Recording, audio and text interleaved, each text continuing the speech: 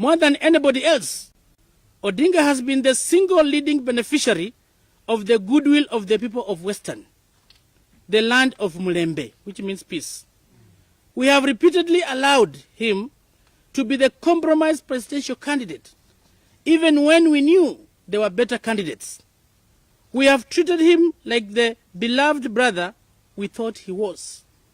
But what has he done in turn?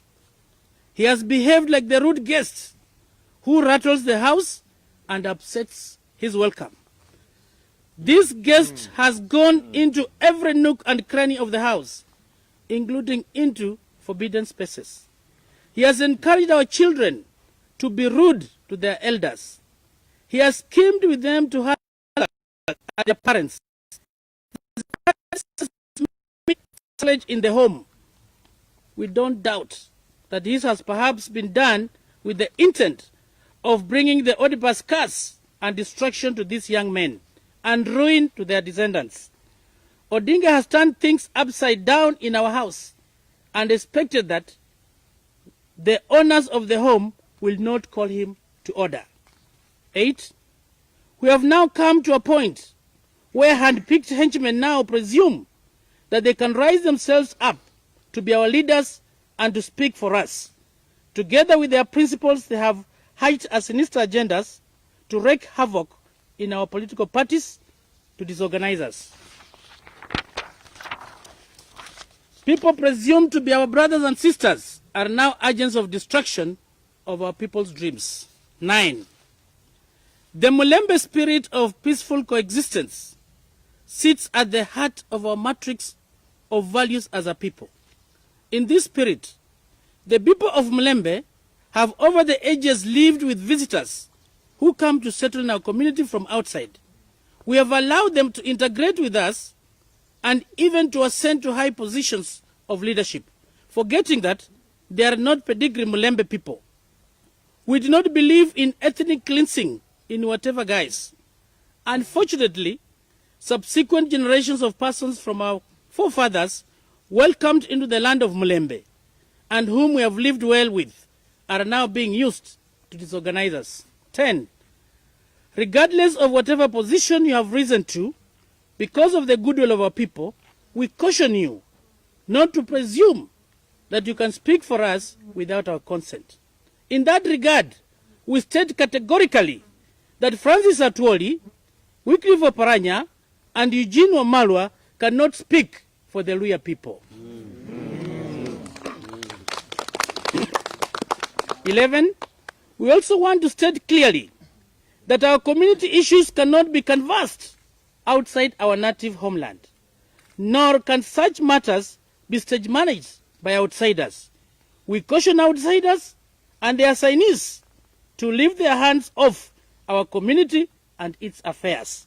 Nobody is going to organize us or presume to speak for us. 12. For avoidance of doubt, our leaders in Western Kenya are Honorable Musalia Mudavadi and Honorable Moses Wetangula.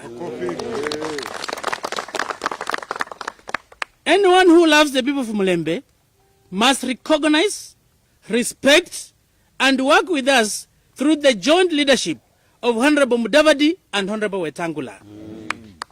If we do not recognize and respect our true leaders, the people of Mulembe will not recognize you. As the late Honorable John Michuki famously said, sisi tutakutwanga kisiasa. And let this in particular be a warning to political leaders from Western Kenya. If you are not with our true leaders, sisi tutakutwanga kisiasa. You have signed your own political death warrant. 13, and finally, we restate our faith in our country, our national institutions, and the rule of law. We stretch the hand of goodwill to our fellow Kenyans and communities from other parts of the country. In this regard, we refuse to be placed on ventilators. Going forward, we'll determine ourselves in the spirit of self-determination, that is Madaraka. We shall choose our own future friends and partners. We are going to work with those who respect us and are willing to work with us and to support us no matter whom they may be, without exception. In that regard, we refuse to be blackmailed by anybody. We wish you well, wherever you may be on this Madaraka Day, and look forward to working with all Kenyans of goodwill towards a better Kenya. Signed, these are not fake numbers. Find 1, Honorable Moses Masika Wetangula, Fort Kenya Party Leader and the host. 2, Honorable Musalia Mudavadi, ANC Party Leader. 3, Honorable Chris Wamalwa, MP. Maybe they should raise their hands. They should raise their hands. Yeah. We don't want to fake numbers like Ajado, you know. Yes. So can you raise up your hand as we move on? Honorable Musalia Mudavadi. Honorable Masika Moses Wetangula. Honorable Chris Wamalwa. Honorable Ben Washali. Honorable Justice Murunga. Honorable Catherine Wambilianga. Honorable Didmas Barasa. Honorable Ferdinand Wanyonyi. Honorable Tindi Mwale. Honorable Christopher Aseka. Honorable Dan Wanyama. Honorable Injendi Malulu. Honorable Janet Nangabo. Honorable Charles Gimose. Honorable Alfred Agoi. Honorable John Waluke. Honorable Beatrice Adagala. Honorable Vincent Kimosi. Honorable Mwambu Mabonga. Honorable Sagwa Bunyasi. And Senator Honorable Petronila Were. And Honorable Nasir Sahal. Apologies. Honorable Dr. Enoch Kibunguchi. Honorable James Mkwelu Sweti. Honorable Bishop Hamala. Honorable Fred Kapondi. Honorable Ernest Kagesi. Honorable Ogu Kaunya. And lastly, Honorable Saidi Ribai. And we have many MCS who are here. Can you show up your hands, please? We have those are MCS.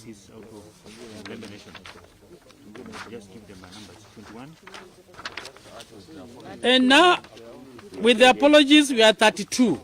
Genuine. And you've seen their names. Makofi Kwetu. Now, as we move forward, we want to hear the remarks from our representatives from the 5 Mulembe counties. And we want to start with Busia County, Honorable Bunyasi.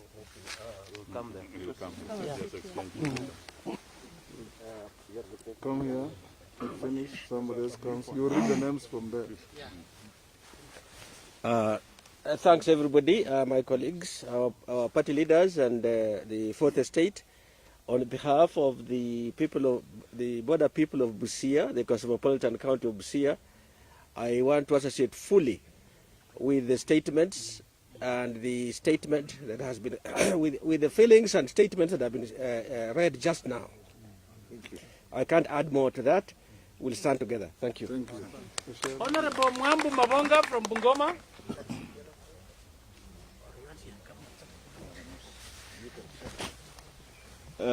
Good afternoon, ladies and gentlemen.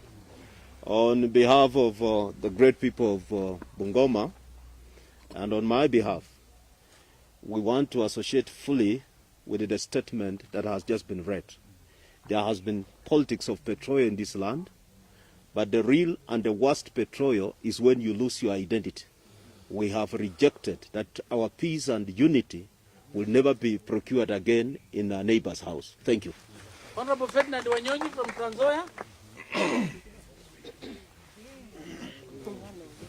The king, eh?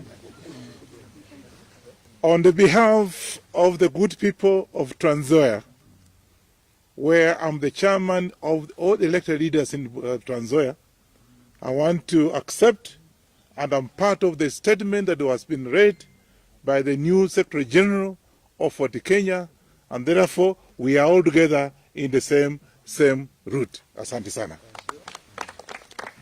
Honorable Ben Washali for Kakamega. Thank you. My name again is Benjamin Jomo Washali. I'm the MP for Mumias East, which is in Kakamega County. And up to now, I'm still the Chief Whip, Majority Party in the National Assembly.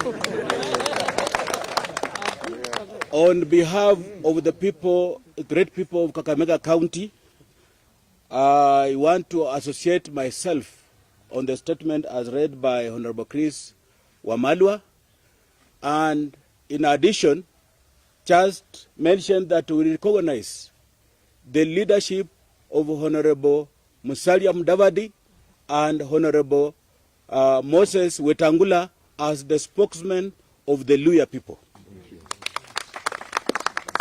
I want to add that I'm old enough to tell when a friend wants to finish you.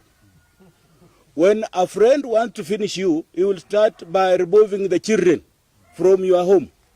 Then he will follow by your wife. And then he will end up finishing you because you will have nobody to defend you. We have seen this happen in Luyaland when they attempted to remove some children from Honorable Wetangula's party, and they are also attempting to remove the children from Honorable Musalia Mudavadi's party. I know we will stand strong because the same formula someone is using. He has also attempted to remove the children of His Excellency the President of the Republic of Kenya by getting the people who have supported him all along, including myself, Honorable Benjamin Jomo Washali, who stood with Honorable Uhuru Kenyatta in Western region. There someone who is now his friend has proposed to him to get rid of me, who has been a very loyal son of Uhuru Kenyatta. And ultimately, I can tell you for free, ultimately, this friend is looking for Mheshimiwa Honorable Uhuru Kenyatta. Because by the time he now eventually attacks Uhuru Kenyatta, Uhuru Kenyatta will not have anybody to defend him. Thank you very much. Thank you. Lastly, we have Honorable Agoi from Vihiga County. Thank you. Ladies and gentlemen of the fourth estate, my name is Honorable Alfred Agoi, Member of Parliament for Sabatia, and on behalf of the good people of Vihiga County, I want to fully associate with the sentiments and the information that you have been given in this statement from Mr. Honorable Amalwa. People of Vihiga County have full faith in Honorable Musalia Mudavadi and the Honorable Wetangula to be the spokesman of the Luya people. The people of Vihiga County have said they have supported Raila And Odm for over 20 years.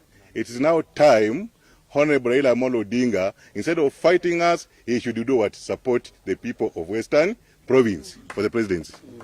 And the people of Vihiga County have said Honorable Musalia Mudavadi and Honorable Wetangula, they don't want to hear any second fiddle. They want one of you to be the President of the Republic of Kenya come 2022. So don't waste time. Make that decision. You want to know who is going to take the flag, and we start moving forward. Thank you. Thank you, Honorable Agoi. And lastly, I want to invite my party leader. Will give his remarks. Then he'll eventually invite party leader Musalia Mudavadi. Yes. I think so that we carry correct gender sensitivity. We should have at least one lady to speak on behalf of all the rest. Ladies, give us one of you. Adagala. Mm-hmm.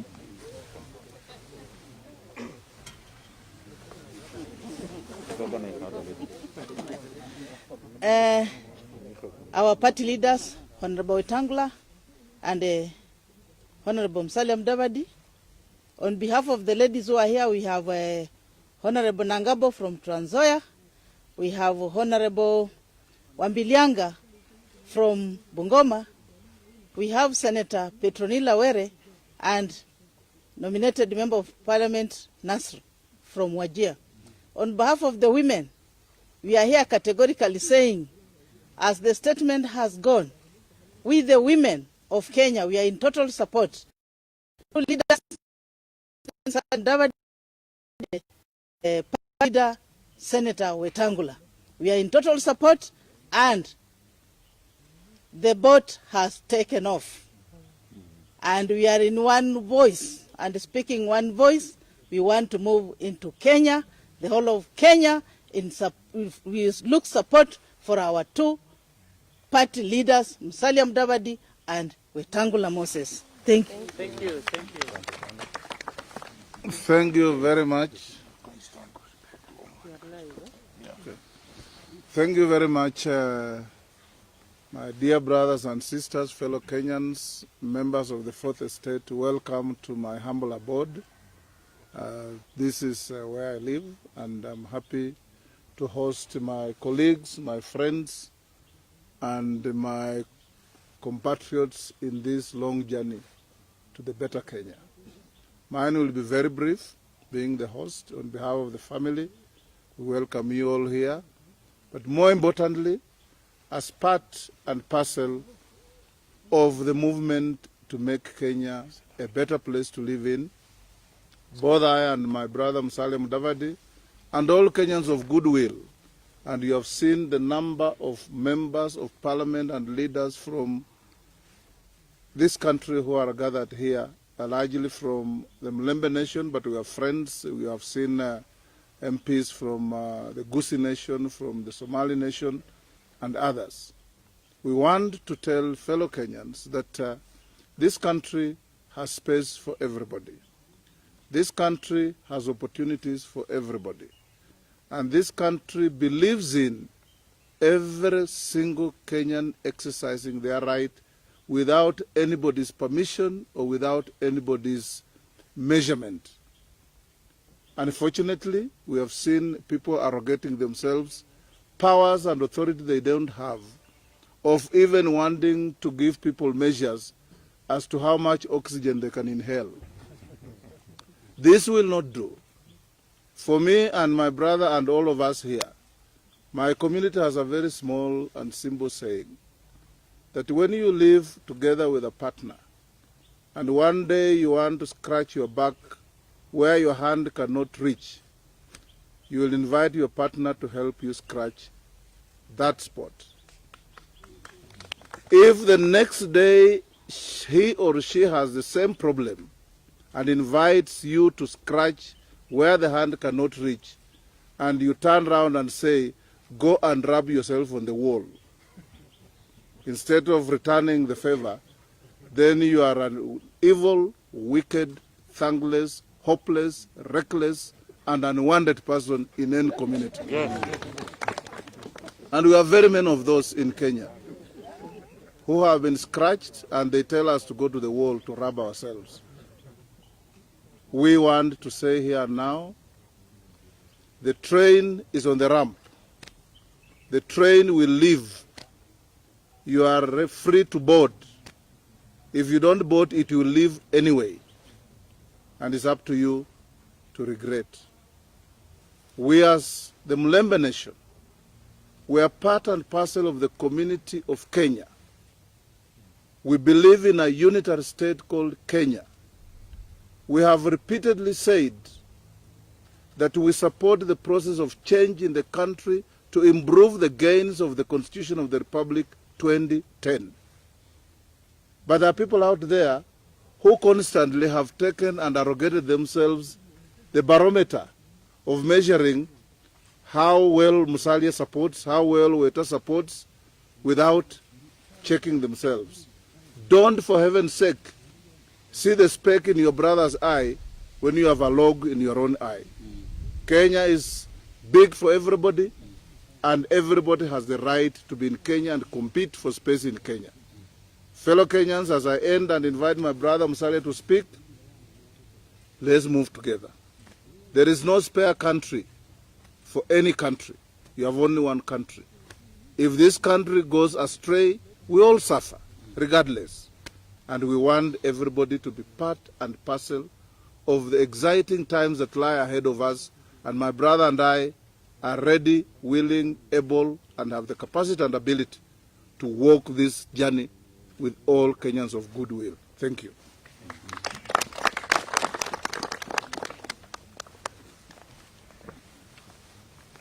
Thank you, our host and brother, Honorable Moses Masika Wetangula, and all our colleagues gathered here. First of all, let me just say that before I embark on a few comments, you will recall that also the family of Wetangula was bereaved only a few days ago. And because of the circumstances that we are living in today, we were not able to condole with the family.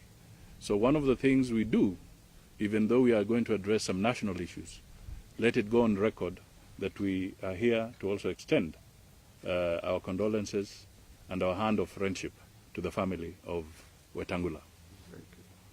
Now, the second thing I just want to point out very clearly, because a lot has been said, is that we must reflect a lot on what the spirit of Madaraka is. What was it anchored on? Madaraka, the freedom, the right to self-determination, the right to make choices, whether wrong or right. But one thing you cannot take away is that right to make that decision. And that is Madaraka. So one of the messages we want to send very clearly is that we here are very democratic. We cherish Madaraka. And we want everybody to respect our position. We do not want to live in a society where we can now see a lot of things going wrong. We are seeing the political space being constricted, like a python that is constricting somebody to get the pressure out of that person and crack their ribs. We want to make it very clear that we must protect the very fundamental rights in our Constitution. And even if the 2010 Constitution is going to be amended, and we have no problem in amendments that would come forward in the proper way, we have said this time and again, I know one of the areas that will be very difficult to tamper with is the Bill of Rights as enshrined in our Constitution. So this is a very fundamental thing. And those Bill of Rights allow us to associate and talk freely. We stand here to say that we shall not allow anybody, and it was in our statement, we shall not allow anybody to put political ventilators on us.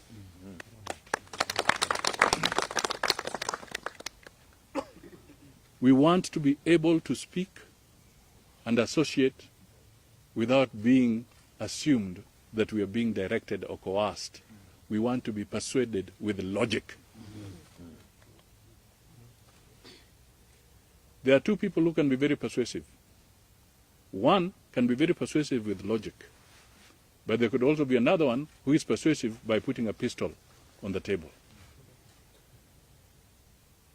What we are refusing is to be persuaded by the pistol on the table. We want to be persuaded by logic. Correct. And that is what Kenyans are looking for. We are watching carefully when parliament space is being constricted. We are seeing the developments around the judiciary. We are seeing even in the media, as rightly captured here, where a middleman came into the media, between the media and the rest of the world, called the government advertising agency, where media is being constrained not to talk about certain things because that GAA will not handle what is due to you. We don't want that kind of space. We want space that allows everybody to move forward. So as we speak here, we want to make it very clear that we will make our decisions and we will integrate and work and interact with all Kenyans, irrespective of their political persuasion.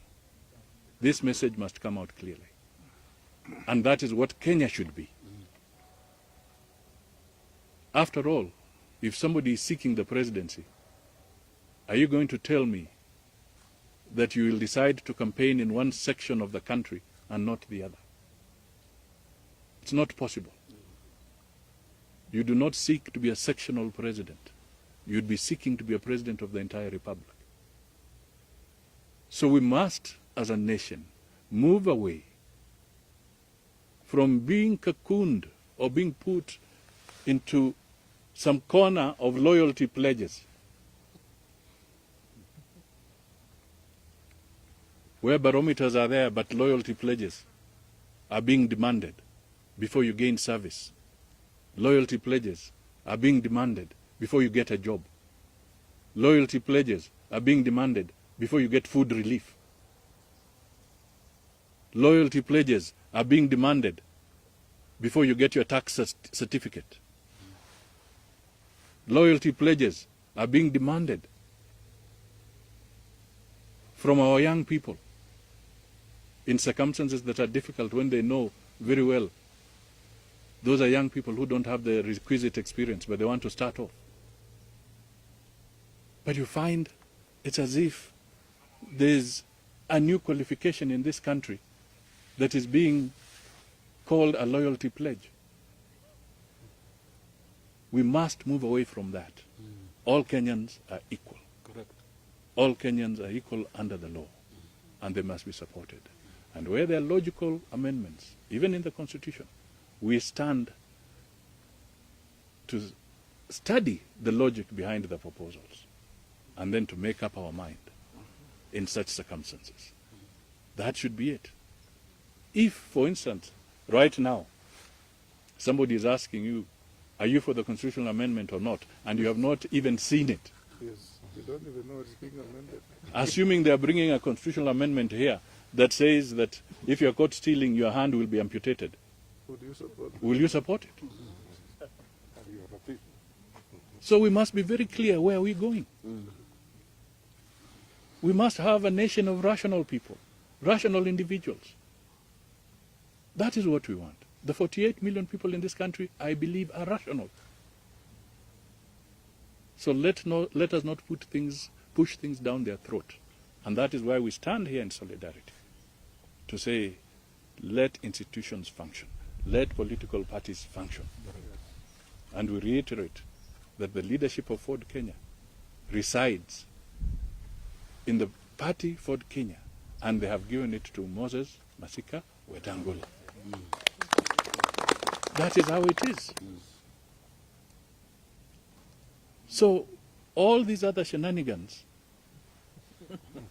yeah, and I want to remind you, please go back and read that famous quote in 1946 of the gentleman called Martin Nemla? Yeah? Nemla. Martin Nemla. The famous one about the socialists, and he said nothing when they came for them, and so forth. Just go back to it and look at it. So you there, you keep on saying that hiyo ni shida ya Wetangula, hiyo ni shida ya Musalia, hiyo ni shida ya nani, hiyo ni shida ya nani.